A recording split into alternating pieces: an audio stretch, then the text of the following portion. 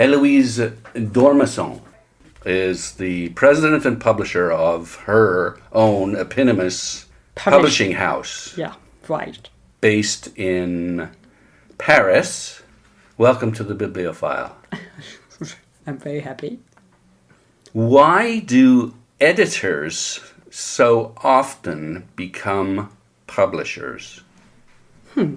I guess because we're seeking for freedom, because when you are an editor, you report to, if everything goes well, only to a publisher, which is fine, but often to other type of management. And often you can't exactly publish what you want, nor exactly how you want to publish the books. It's a bit out of your control. At least for me, that was the reason why. Okay. Because I had worked for a bit less than 20 years with various publishing houses. Actually started in America with Seaver Press, and then worked mostly with Flammarion and Denoël. And when I left Denoël in 2004, I was a bit tempted to open an agency, a literary agency. Less risk, less work, less investment, and a very close relation with authors, but not the thrill. So that was the good point. You have the full relationship with an author, but you don't have the thrill of publishing a book. And you wanted the thrill. Yeah, and I wanted the thrill. And then I thought, okay, I had a number of offers to join other company. But I thought, okay, my partner was also involved in publishing, but more in the commercial and management side of the business. He was tempted to launch a publishing company. And I thought I was always able to publish all the books that I wanted. When you were an editor? When I was an editor in the past 18 years before creating the publishing company, but I was not always happy with the way the books were published. Sometimes I thought we should have reprinted the book, we should have invested more in marketing, we should have published the books at another time of the year. We should have had another cover. We should have had numbers of things that can make a book work. So you don't think they were doing justice to your work? No, that was not happening all the time. No. Of course. But one or twice or more than that, I was really frustrated. And for some books that were important to me. So either the publication was more or less a failure and I thought we hadn't done what we should have done, so that was a real complete frustration, or the book was a success but was not pushed further because the house went on with other priorities.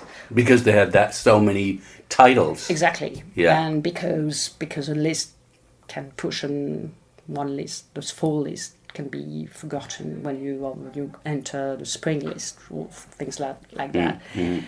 And I wanted to have the control and be sure that all the books that I was publishing were going to be pushed as I thought they should be. So that was one of the reasons. And also because I had started my career as a publisher in America, I had a vision that most French publishers didn't have. Now it's different because the house is... They've caught up, haven't they? Yeah, exactly. Yeah. But at the beginning, we were publishing, for example, illustrated cover.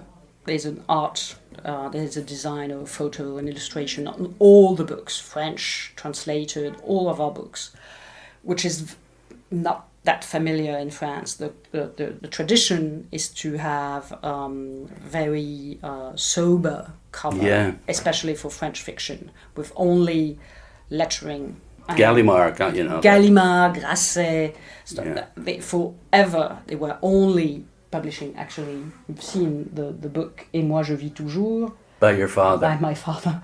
It's a Gallimard cover. Yeah. It's your typical French cover. Yeah. But I don't have a stock or Grasset or at hand that I can show you. But idea. The same idea. It's always one. Right.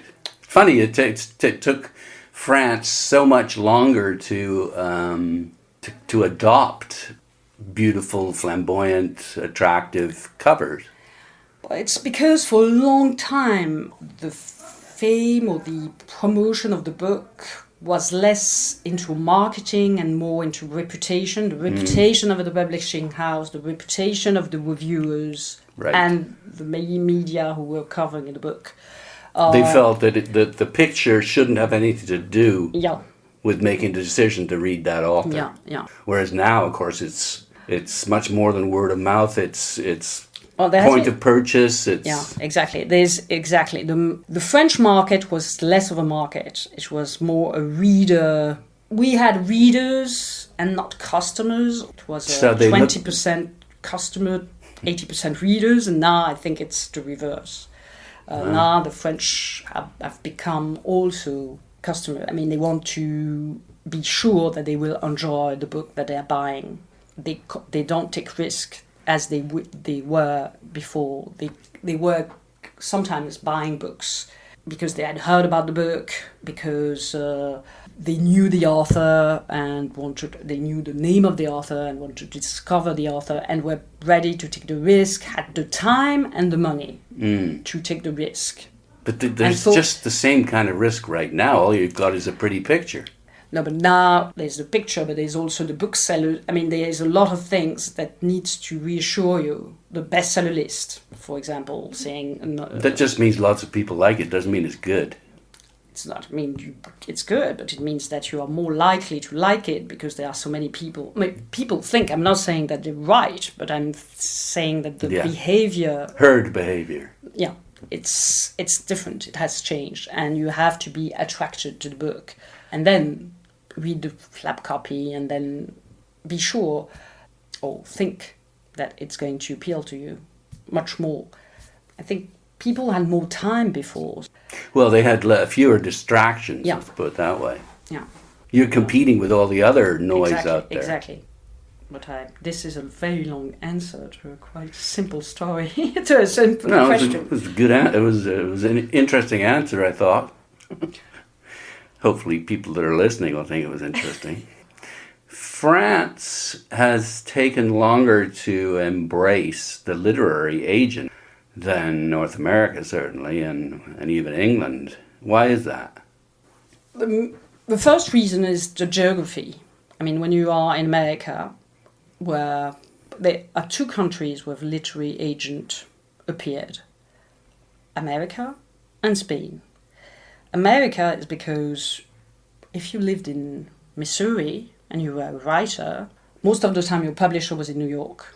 The time difference, the discussion was not that easy. I mean, today with the mail, all that is different. But before, you could, maybe meet your publisher, your editor once a year. Doing all the negotiation, the contract was complicated when you were really separated with quite a wide difference, time difference also. Mm-hmm. So having an agent or somebody representing you was made things easier, especially because that representative was maybe in New York. Yeah, right there. Or could go and represent you. Also, you have a tradition of lawyers that are much stronger than we do. Mm-hmm. So Americans even writers were used to having a lawyer. So lawyers... Protecting their interests. Protecting their interest. And then some lawyers became agents. So there's the geography, the distance, and the fact that having a lawyer... In France, you don't have a lawyer. I mean, you're getting a bit more, but you don't have lawyers for everything. No. We don't have the same jurisdiction, so it's not... The case doesn't make the law, so to speak. So people are not used to be surrounded by lawyers. So that's the two reasons why I think it emerged in America. And in Spain, it's because all the Latin American, not all, but most of the Latin American writers were living under dictatorship, and they couldn't publish in their countries. So there's this woman called Carmen Balcells who had the idea to meet all those writers. Carlos Fuentes, I can't remember their names. Yeah. And she approached them and represented them and got them published in Spain first. Okay. So there was Spanish-speaking author living in Cuba, Mexico, which were not... The Spanish-speaking world. The South American Spanish-speaking world, and I didn't mention countries that were really under dictatorship. So I don't... My point is not that strong, but basically they had trouble being published and not censored in their old countries, so they were happy to be published in Spain. They had Franco in Spain, though. I thought that's what you were getting at originally. No, because this was after the war. Before and after, and yes, 39. after 39. Yeah. Right. And so then it developed, and it came to England because it was so developed in America, and because the Anglo-Saxon countries have this tradition of they had the same legal system. So it was a cultural thing. In France, not only we don't have that problem with the distance, even if you live in Lyon, or if you live in Toulouse, or if you live in Strasbourg, you come to Paris quite easily, and it's the same time zone. So if you called your writer in Strasbourg in the morning, I mean, you can call your writer any time of the day. It's all the same time zone. Time zone. So there was no problem with the distance nor the time zone. Not this tradition to rely on a lawyer. Yeah.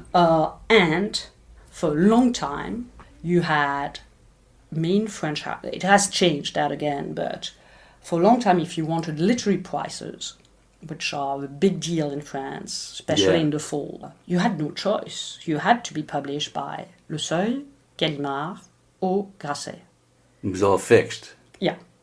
So a literary agent was kind of trapped. He couldn't sell the rights to... I mean, if the author had the level and could pretend to win those prizes, you have much more commercial authors that were not involved in that game, but nonetheless, I mean, I think it had an impact. Now it's all different. Now that other publishers win, other publishers prizes, win prizes, and fairer. Is it fairer now?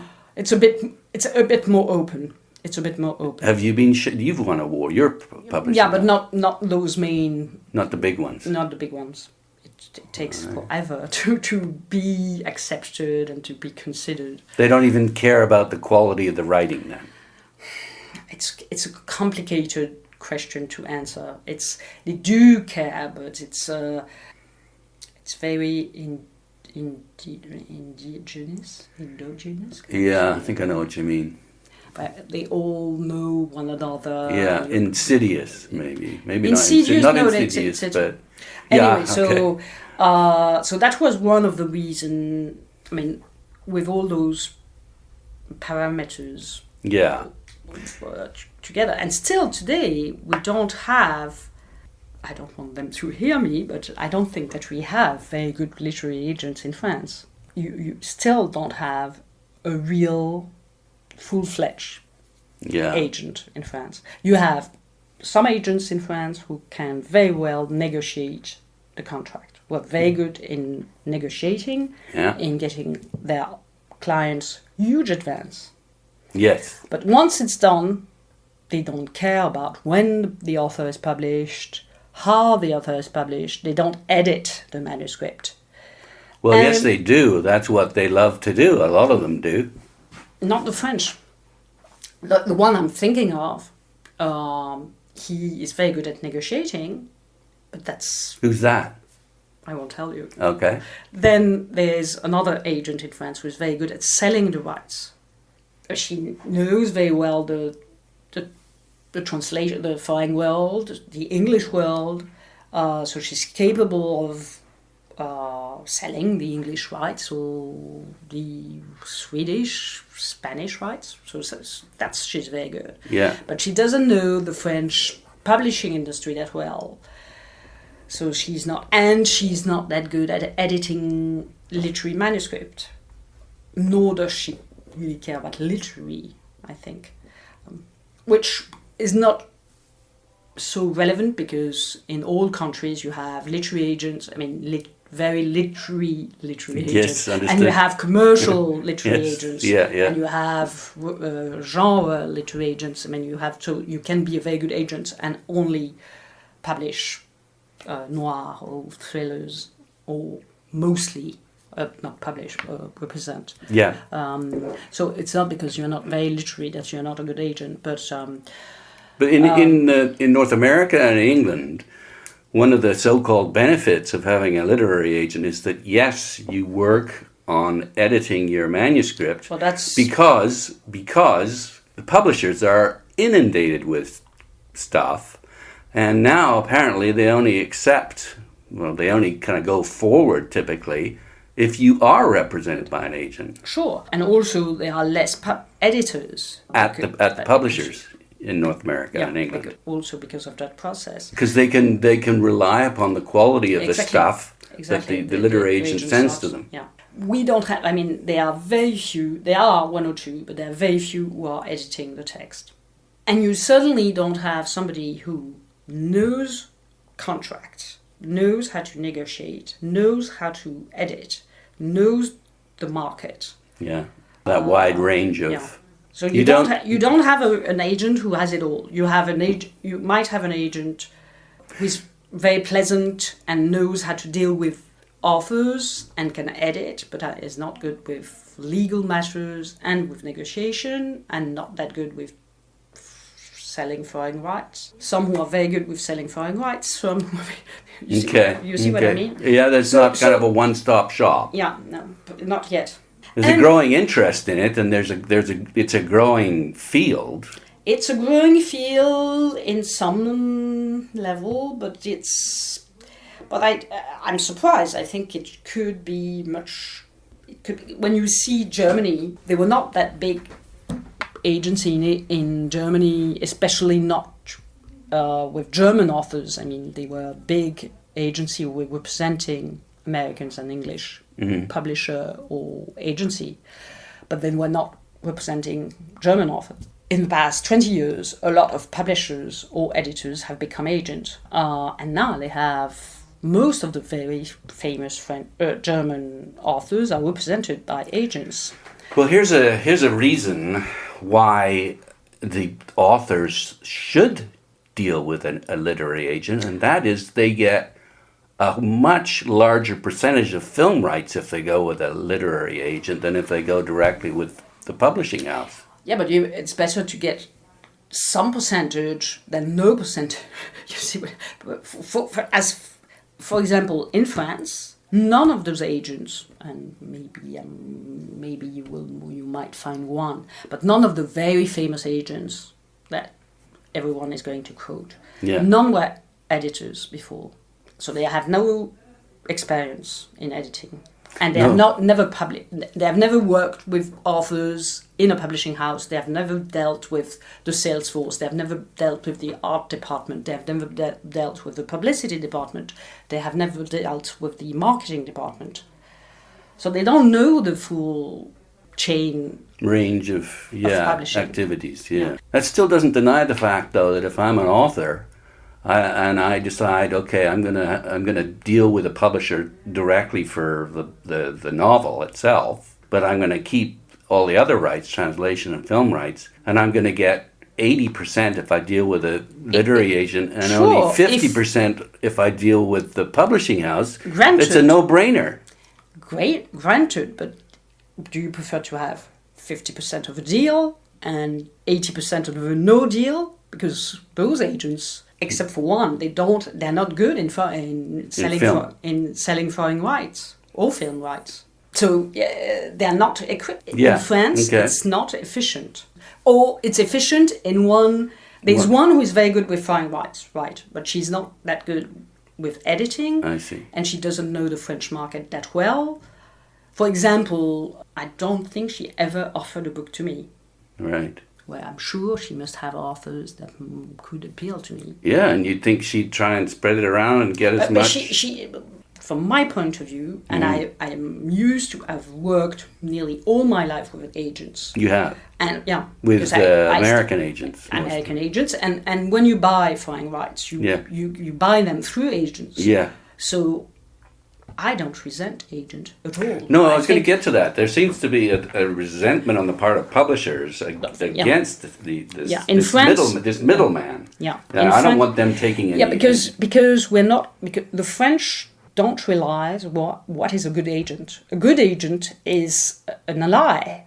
Exactly. They'll help you to... You don't have to read all that crap that comes in your door. That's one thing. Not only that, and when the author is just wild and neurotic and can't behave, the agent can... psychiatrist or psychologist or whatever. And the agent is not suspect, because the author often think that we're thinking about the publishing house and not themselves. Yes. That we are biased. That's right. You're not their allies. You're not looking out for their best interest. And the agents can't be accused of not defending the author interest. So if he is agreeing with the publisher, it's for the author best interest. Yeah. So the author is more likely to trust, or he takes an agent to trust the agents. That's what you buy. That's what you hire an agent for, is to look after your interests. So basically, the French editors or publisher resent agents because they're not that good. Is that what you're saying? Yeah. If they were better, there wouldn't be such resentment. Is that what you're saying? Yeah. But is it improving? No, not really. But we haven't had what you have had in England, maybe also in Germany, and certainly in America. You haven't had that many people made redundant in publishing, in the industry. So people who were left, and then who became agent because they thought, okay, maybe I can... To stay in the business. Stay in the business. I know I still have a relationship with authors, and then authors talk to one another the same way with publishers. I mean, some authors come to my publishing house, it's a wonderful house. Same things with agents. It's the author who of the best publicist for the agents. They say, my agent is wonderful and is good at representing me. You should join the agency because you are going to be better served, better looked after. Yeah. Have you? Can you name any books of yours that you've sold the film rights to? It's a big film that North America would know about.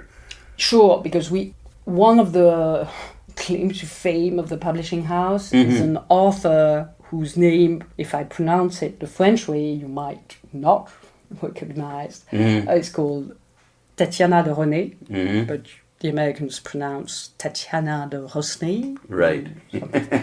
It's like in Vermont, the capital of Vermont is Montpelier, not Montpellier. She wrote a book called Sour Ski, and we have the rights. We have all the rights, included the film rights, movie rights. And it was distributed in America and did quite well, I think. And the book did extremely well because it sold, in America itself, it sold over 5 million, maybe 6 million copies. So who did you sell that to? We sold the rights to St. Martin Press. Are they part of FSG? It's FSG, was part family. Of the same... Yeah. It's the Old Spring group. So they belong to the same group. So we'll get off the agents then. We'll stop beating up on the agents. No, I'm not beating it. I'm telling you. Well, you're just saying they're not very good in France, is what you're saying. Yeah. And that's the reason why it's not growing. And I think there should be agents in here. France. There should be. Yeah, and there's room for it. Yeah. And it's neat. I mean, I'm not saying at all. It's always the same thing. I mean, if the middleman is not good at his business, his job, it's useless. Yeah. Yeah. But if he's good, he can be of help both for the author and the editor. What other differences are there between the US and France that you can think of? Anything else? What do you think France can teach the United States? Teach, I'm not sure, but for sure, I wouldn't have been able to launch the publishing house 13 years ago, 14 years ago in America. the same publishing house because we were relying very much on booksellers, and we still have, let's say, 500 independent booksellers in France. Is that because the government policy is to help them? The policy helps them, but it's more the fixed price, which didn't help the chains to develop. It was not that interesting for the customer. The price. Yeah, for the customer, it didn't make a difference to go to the independent bookstore in his town or to go to the big Fnac. Yeah. And the publisher were not forced to just obey all the commands of the chains. I remember very well having sold the rights of a novel to a British publisher, and he was very happy to show me the cover at the London Book Fair. And the book was called, I can't remember the name in English. In French? In French, La Classe. Well, anyway, it will come back to me. The cover was this young girl wearing a light skirt, a picture taken from the back with a young girl with a skirt. It's the story of a class master whose students are going to rebel and are going to take him as an hostage, kind of. It's a kind of a thriller, and it's psychological. It's nothing physical.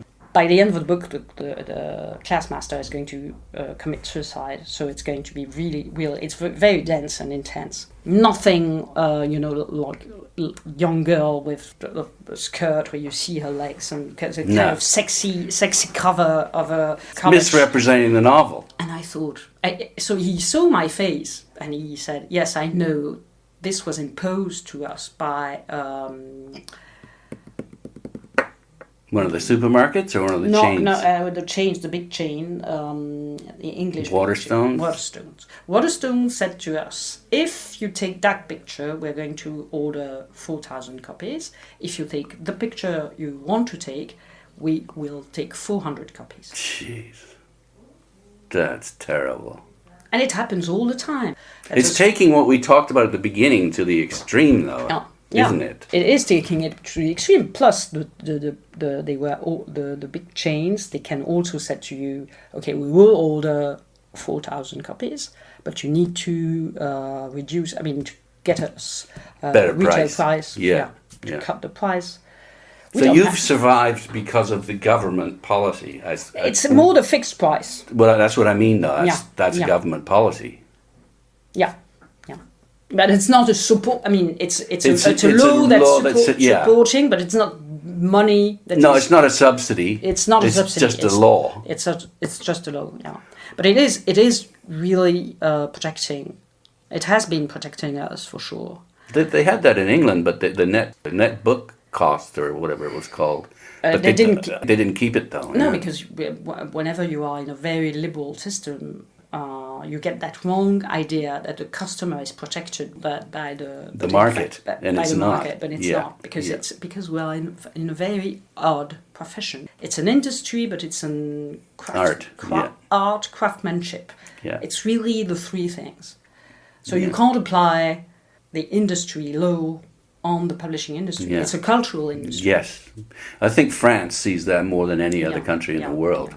Because we have this tradition of culture for the worse and the better.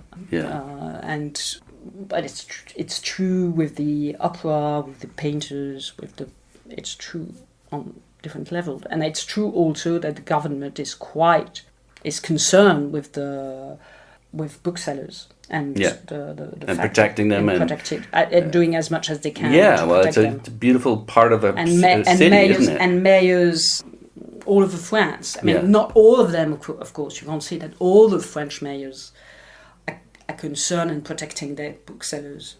But it's a municipal decision, then, in many cases. It depends. It can be municipal, it can be regional, and it can be also state, national. Now, where does Amazon fit into all of this? Amazon is not an issue in France. Because of the same thing, the fixed price? Yeah. They can't. It's illegal for them to cut prices. It's illegal for them to cut prices. That's one thing. So that's a big protection. Yeah. And then also we are so strange, the French. They have been put on trial because they don't pay, of course, taxes. So it has been a big thing, and everybody in France is aware that they don't pay taxes. Yeah. And even though nobody likes to pay taxes, we resent people who get off tax-free. Get off tax-free and pay. He's the richest man in the world now, too. And don't pay the good salary to their employees. Yeah. And hire very little employees. So all that is well known and doesn't appeal to the French at all. In America, as long as you're successful, you can, for some people, in some states, that's good. Yeah, the customer is king. Yeah. The customer benefits because they get dirt cheap books. But in France, they don't. So and plus, they know, and you have had big campaigns of people who say if you are a citizen, you don't click. Don't buy online. Don't buy online through Amazon. You can buy online through. There are big chains, big online books buying online by big booksellers in France. So you can buy a lot of books. It's easy. You don't need to go through Amazon, and Amazon had it depends in some circles. I'm not saying that the public is all aware. I mean, I've had numerous discussions with friends telling me, but I don't understand. If we buy one of your books from Amazon, you are going to get as much money from Amazon than if we buy it from. And I say, yes, right. In the short run, sure. But then if the bigger they get, then they are going to be more... sometimes I'm losing my English. That's fine. They are going to thank you for speaking English, by the way. They are going to ask us to cut a price and be very fierce, and it will have an impact on the publication that we will publish, because they will eventually comment on our publishing program. So I think it's a huge threat. I will never ever buy a book on Amazon. You will? Never? Never, ever. No. Because it's anti-French. It's against my heart, my soul, my... So tell me about your heart and your soul. On what level? All levels. I think because my father was a writer... famous writer in France. Very famous writer in France. He actually was the CEO of Figaro for 3 years. Yeah, for 2 years. That's not the reason why he was famous. No. I was just surprised that he was in management as well as... Yeah, but he really resigned quickly because he didn't like it at all. Okay. And the idea, because he was very much a writer, so the idea of having to run a company and having a team of people depending, I mean, he couldn't stand it. There's a big deal made in France about the fact that you've got a famous father. You tell me, I mean... You know that. But, so, he's a writer, and the house I grew up in was covered with books. There were books ceiling to the ground, books everywhere, bookshelves everywhere.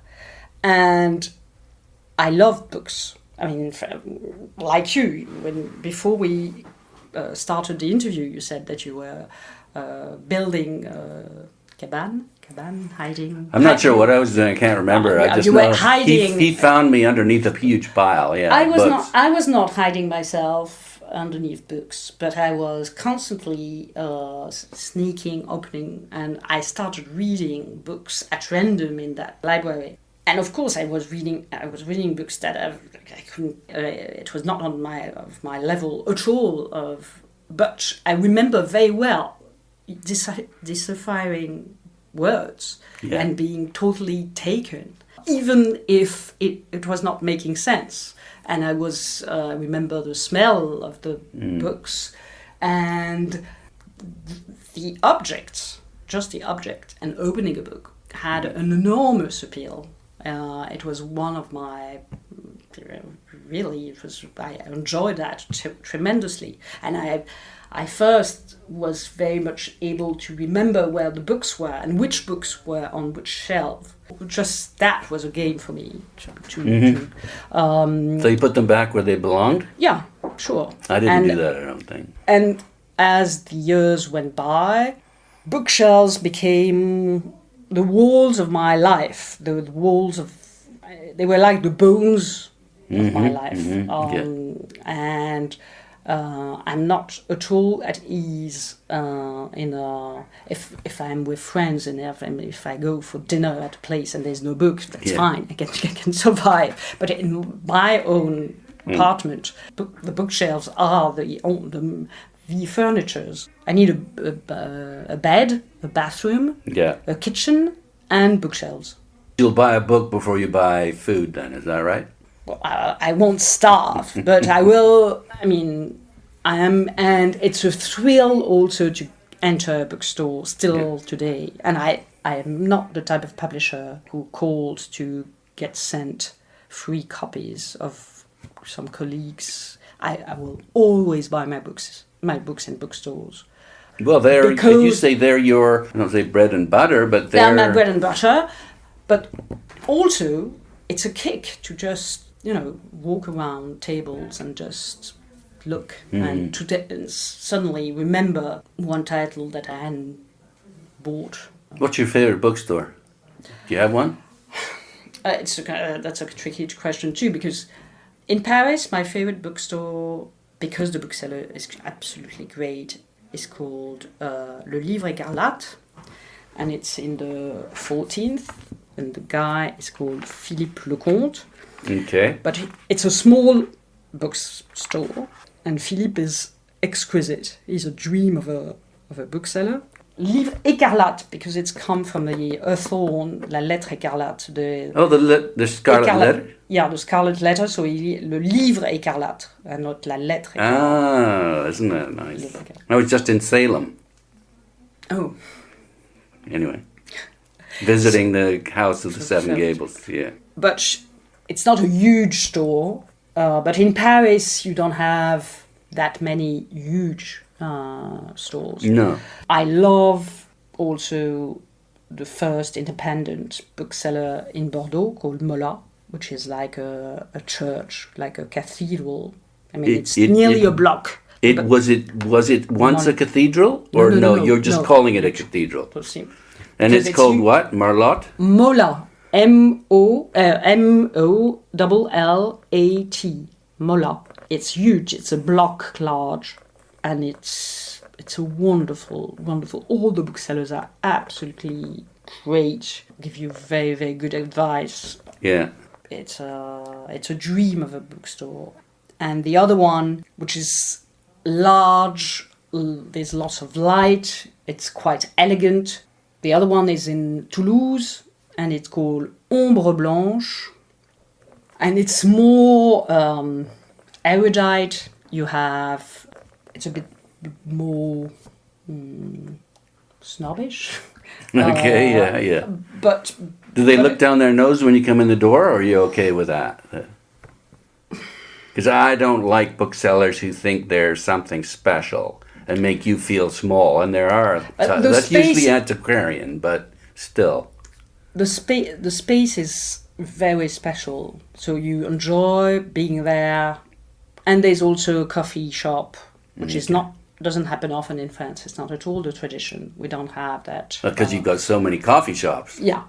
The booksellers are, in general, you can really relax in the bookstore, and there's chairs and there's chair and it's an amazing place too. It's not at all the same.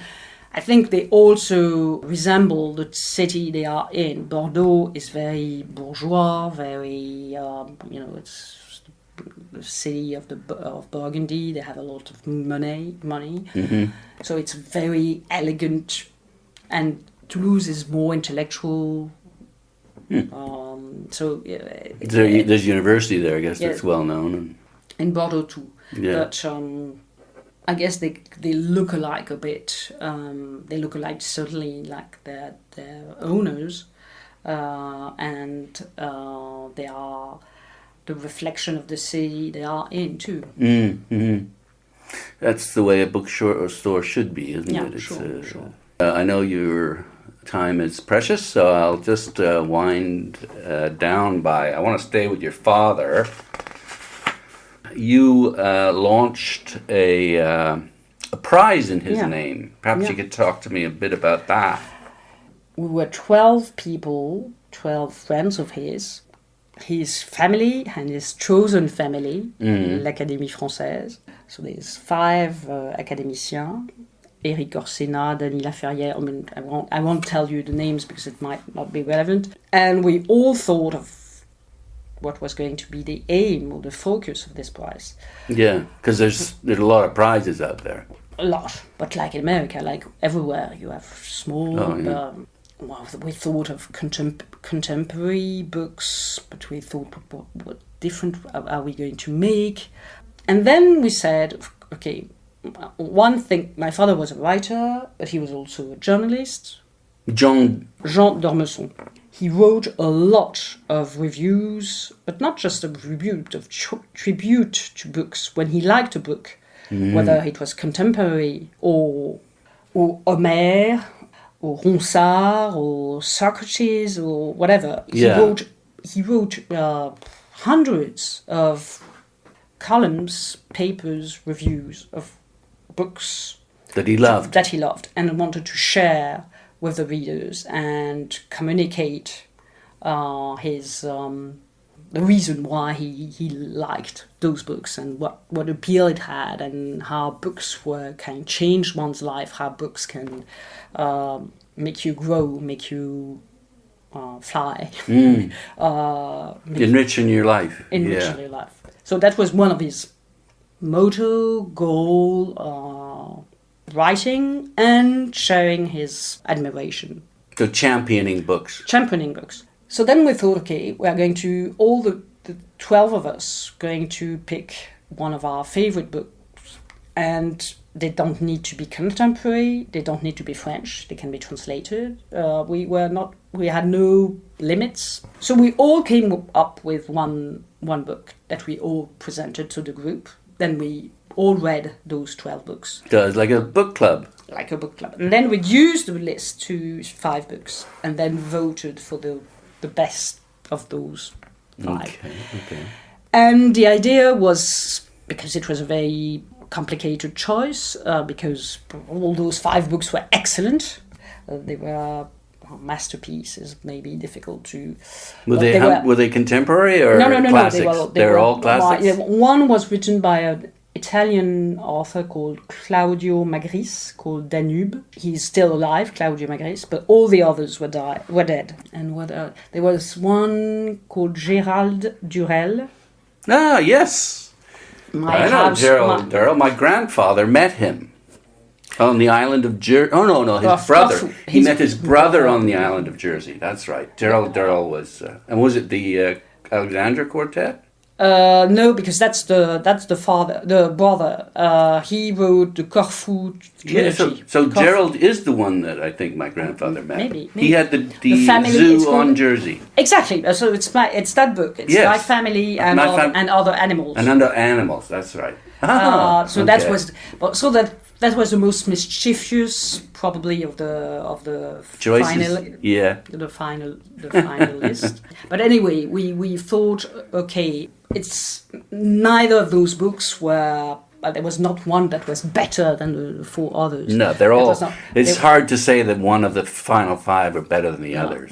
But then we thought, okay, what is the one that is going to be a real discovery that most people won't know, which is going to be an overlooked masterpiece. Right. So we picked an Haitian author who died when he was 38 because he was a communist under Duvalier. Duvalier. Yeah. So he had to live in exile, but couldn't live in exile, so came back undercover in Haiti, but then was killed at the age of 38. So he has a very he hadn't written that many books because he was only 38. Yeah.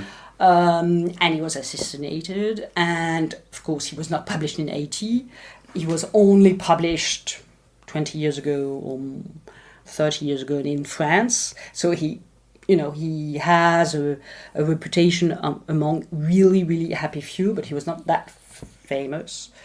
So we awarded the prize to, he's called Jacques-Stéphane Alexis, and it's called L'Espace d'un Simon. And I have no clue whether this book is translated into English. Okay. Someone should translate it then, now that it's won a prize. It's, I don't know whether, but I can tell you that this book is really a tremendous... It was one of the few books in the selection that I hadn't read, and one of the few authors that I didn't know at all. I never heard about Jacques-Stéphane Alexis. But it's a love story between a working class man and a prostitute in a brothel in Port-au-Prince. And it's written in 5 chapters, and every chapter is dedicated to one of the 5 senses. So there's the la vue, l'ouïe, l'odorat, touche, le toucher, et le goût. What's it called again? L'espace d'un Simon. Simon is the way the eye. The eye, le cil, le ciment is when sillement. C-I-L-L-I-M-E-N-T. Okay. If it was translated did the publisher accept the prize? Sure, Antoine Gallimard, because it's Gallimard who published, did a little prize. But the most amazing thing is I received a phone call from Gallimard, the publishing house, in the afternoon. Well, we were supposed to award the prize in the evening, and they said, have you let you know Jacques-Stéphane Alexis' daughter that he has won? And I said, Didn't even know there was one, right? I knew because the book there's a preface by the daughter. So I knew he had a daughter, but I had no clue that she was still alive, and let alone that she was living in Paris and could come, and she came. Oh, wow, that's great. So when was that first published then? With Gallimard, but not so long ago, because book discussion in the flicker of an eye light. An eyelid? Eyelid, sorry. Okay. That it has been.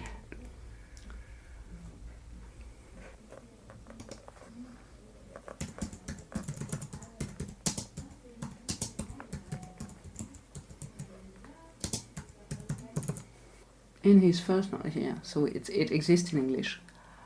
Oh, that's great.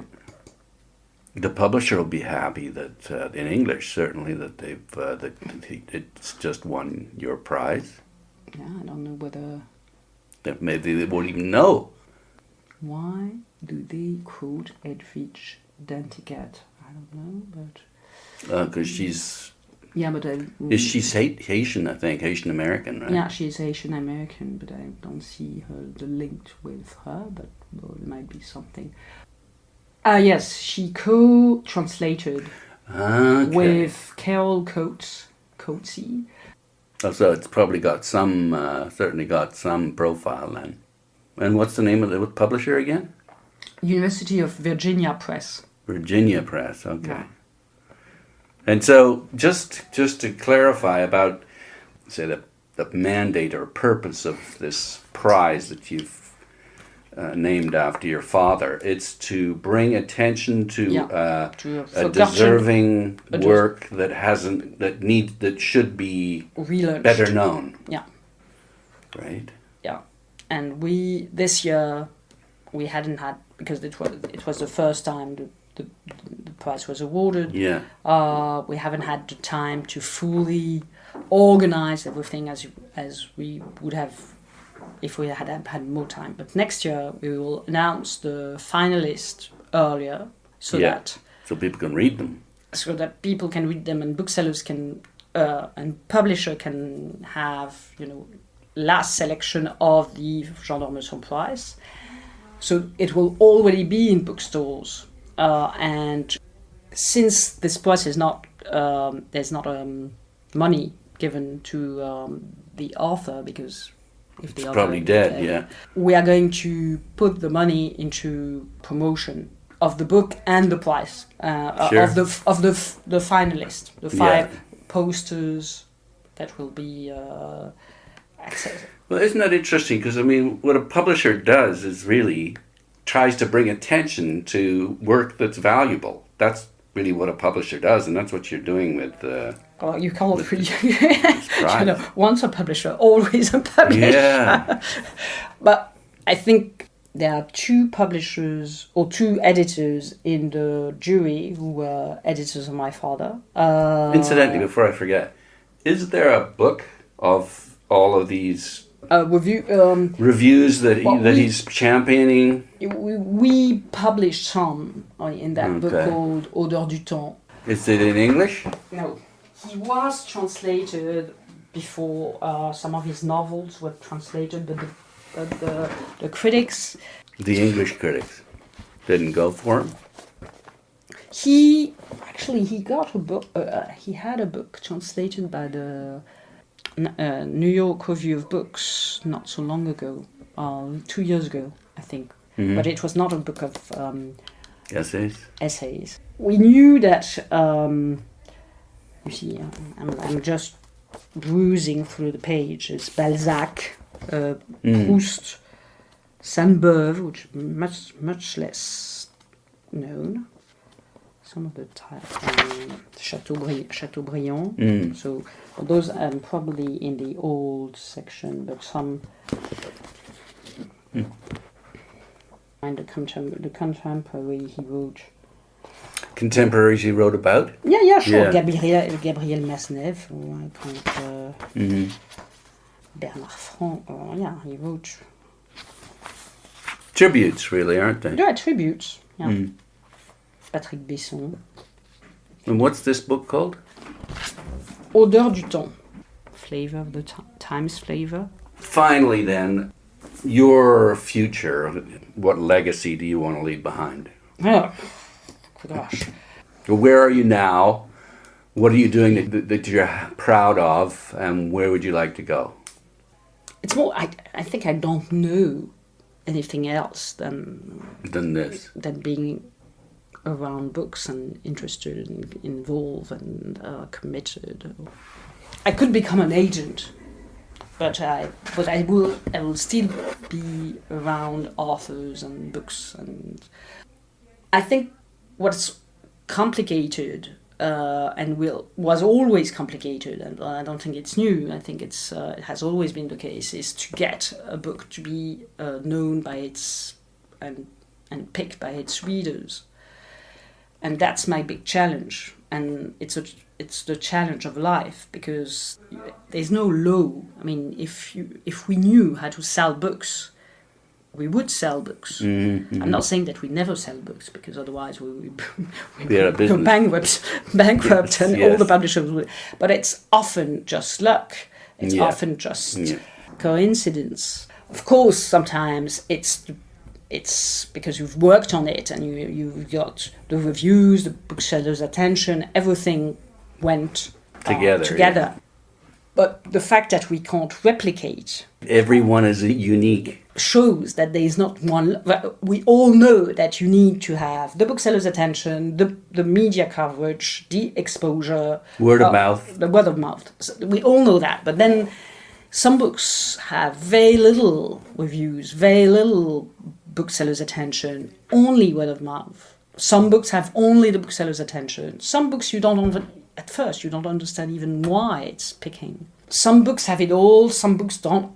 It's very mysterious. It remains a very mysterious. There is no formula. There's no formula, and it's a matter of passion, and I'm totally dedicated to that, and I will remain dedicated to that. That's why you only have 20 books a year. Yeah, sure. I think it's a task of life, because you will always need to struggle to try to get those books out to the public attention and to find new ways which match the books that you are publishing. Because again, it's never some books you can rely on the booksellers, some books you can rely on the internet, some books you can, and it's always fun. I think I also have fun. Gotta have fun, otherwise why do it? So that's my challenge, and that's my goal, to go on doing that. Is it getting harder? Are there fewer people reading or not? Probably it's not the fact that there are fewer people reading that makes it harder.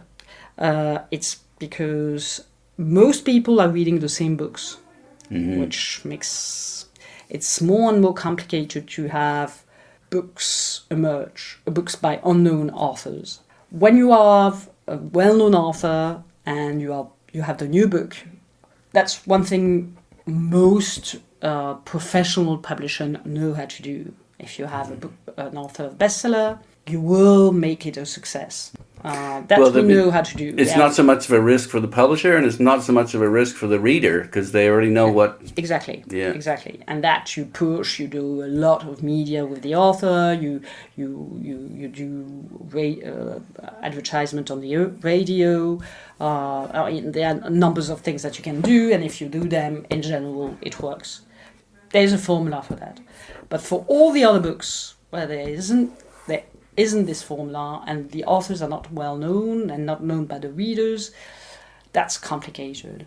And booksellers can still do the difference in France, which makes it, because you can get a book to become successful only through the word of mouth, through booksellers. And that makes it still feasible to be a publisher in France. Because if you were only to rely on chains, and it's complicated, because it's much more it's much tougher in America and in England and elsewhere then. Yeah. And the thrill is being successful with an unknown author. That must be a big thrill. It's a big thrill. Yeah. I mean, when you're convinced the book has it all. I mean, when you're convinced the book is really a wonderful. It's a challenging. It's a mesmerizing. It's moving. Sometimes upsetting. I mean, a book can be a lot of things. Yeah. But when you really convince and you manage to get other people to also think that the book is good, then you have succeeded. Well, it's been a thrill to talk to you. Thank you. Thank you. I've been speaking with Héloïse. Yes. Dormesson. Yeah. Who is the president and publisher of Héloïse Dormesson Edition Edition. in Paris. Thanks again. Thanks, Naidu.